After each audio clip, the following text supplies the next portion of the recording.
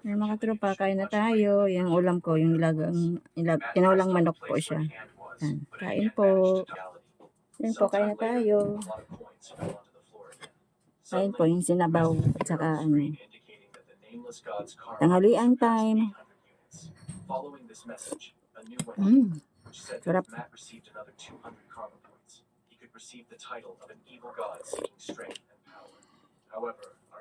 Ganyan ang magtinola mga tropa, hindi ko giligisa yan. Kasi masyadong mamantika eh. Alam mo pag matanda na. Yan, sayote, at saka dahon ng sili. Yan po, kain tayo.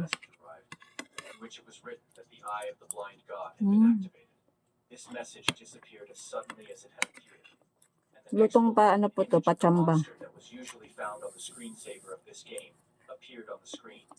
With the message that the nameless God was pursuing his special victim number, 404.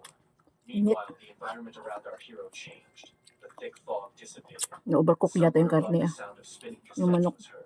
In the large hall of the cinema, in front of the huge switched-on monitor, there was only one person, Matt. He was at a loss, shook his head from side to side, trying to understand if there was anyone else here. However, he found no one else here besides himself. For a few moments, the panic passed. He wondered why he was in the cinema. May mga gulay tayo. The light emanating from the huge screen became so bright that it began to blind the eyes. Matt tried to close his eyes, but as soon as he looked at the screen, pag nabili ako sa plantain, yung tinula ng Maraclida, hindi sila nilagay. Yung yung pechay bagyo, yun ang nilalagay nila. Masarap naman siya.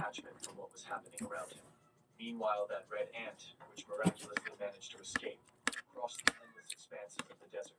All the way, he thought about this guy who had the power of the god of the Black Tribe, who made this guy less of a god, more of the devil himself. Although Raymond Tumalo na talaga yung sayote. Ayaw niya magpakain. Sometime later, he finally reached the cave in which the shelter was located. It was clear from the heavy breathing of the ant how difficult this path was for him. Suddenly, blood gushed from his mouth, leaving the cold Sarap ng katopa. cave. He had to lean on Pag his mga sword gulay. and pause to keep himself from falling to the ground. Having mastered the pain that pierced his entire body, Raymond entered the cave. At the same time, the sound of cutlery hitting wooden dishes was heard from all sides in the shelter. The ants threw buds of edible flowers into their mouths, despite their disgusting taste. They ate it because they had no other choice. Suddenly, the door to the hall swung open, and a tall figure of one of their comrades appeared there. Breathing heavily, Raymond looked around at his brothers, who interrupted their meal and fixed their gaze on him. Taking a deep breath, he shouted out that he managed to find out where all their food had gone. It was all destroyed by the god of the Black Tribe, with whom he had fought. But this god was so terrifying that he miraculously managed to escape.